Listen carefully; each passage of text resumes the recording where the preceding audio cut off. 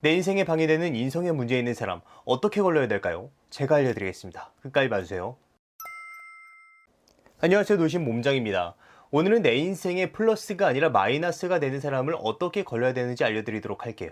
이 세 가지 말을 하는 사람을 조심하세요.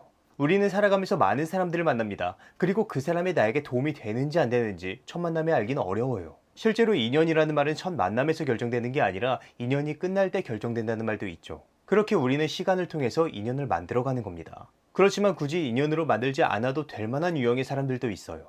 잘 생각해보면 우리가 만날 수 있는 사람의 수는 제한적입니다. 왜? 내 시간은 24시간으로 제한돼 있으니까. 내 시간을 투자해서 사람을 만나고 사귀는 건데 굳이 나에게 피해를 줄 만한 사람과 저렇게 인성에 문제 있는 사람과 굳이 만날 필요는 없다는 거죠. 피할 수 없으면 즐기라는 말이 있습니다. 하지만 인간관계에서는 아니에요. 피할 수 있을 때 무조건 피해야 됩니다. 그럼 가장 첫 번째로 우리가 피해야 하는 유형. 첫 번째 유형의 사람들은 주로 이런 말을 많이 합니다. 너는 너무 배려가 없어. 너는 너무 예민해. 너는 너무 사람을 힘들게 해. 이 얘기들의 공통점이 뭔지 아시겠나요? 바로 판단한다는 거예요. 뭐 거의 시어머니 반찬평가 수준이죠. 왜 이렇게 첫 번째 유형의 사람들은 상대를 평가할까요? 상대를 평가해서 그 사람의 행동을 자신의 기준에 맞추게끔 하는 거예요. 물론 일부러 그러진 않겠지만 만약 여러분이 이 유형을 가진 사람의 평가대로 행동하면 어떻게 될까요? 그 사람은 인정해주고 칭찬해줄 겁니다. 봐봐, 내가 그렇게 하라고 했잖아. 얼마나 좋아. 너 저번에 얘기했던 거 고쳤네? 잘했어. 어때요? 좋아 보이나요? 그렇지만 이런 일이 반복된다면 나는 그 사람에게 칭찬을 받기 위해서 나의 정체성을 지워버리는 일이 발생할지도 몰라요. 이게 바로 그 유명한 가스라이팅의 한 종류예요. 처음에 했던 말, 너는 너무 배려가 없어. 너는 너무 예민해. 이렇게 말하는 게 아니라 조금 배려받지 못한 기분이 드는데 그런 부분은 기분 나빠. 이렇게 나의 생각을 기준으로 상대방에게 얘기했을 수도 있었을 겁니다. 상대를 평가하는 게 아니라.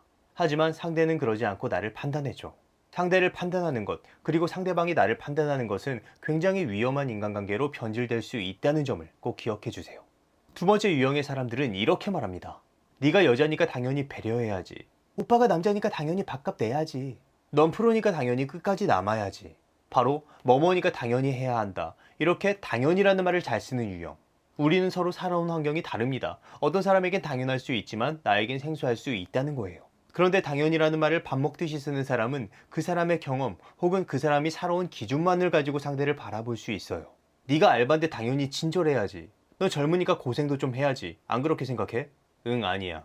물론 당연이라는 말 자체가 나쁜 말은 아니에요. 문제는 이렇게 당연이라는 단어를 자기가 불리할 때마다 치트키처럼 쓰는 사람들이 있다는 거예요. 그 사람들에게 당연이라는 말은 자신의 행동을 합리화하기 위한 그저 수단일 뿐입니다. 당연히 아파트 경비원은 나보다 아래야. 당연히 버스기사한텐 하대해도 돼. 이 당연이라는 늪에 빠져버리는 순간 세상을 자신의 눈높이에 맞춰버리죠. 당연히 그래도 되는 세상으로 말이에요. 따라서 당연이라는 말로 자신을 합리화하는 사람을 경계하세요. 마지막으로 걸러야 하는 사람의 유형은 이렇게 말합니다. 아예 말을 안 해요. 말을 안 하는 게 왜 문제일까요?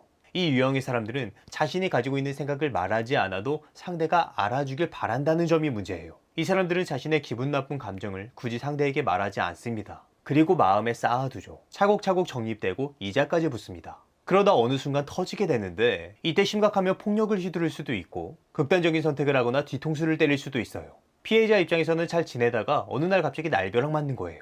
이 사람들에게 왜 말하지 않았냐? 라고 물으면 이렇게 말합니다. 그 정도는 말 안 해도 알아야 되는 거 아니야? 글쎄요. 아직 알파고도 그 정도까지 파악하지 못할 겁니다. 이런 유형의 사람들은 조금 용기를 낼 필요가 있어요. 세상은 생각보다 여러분의 말 한마디에 크게 영향받지 않습니다. 따라서 그냥 솔직하게 여러분이 느낀 바를 말하세요.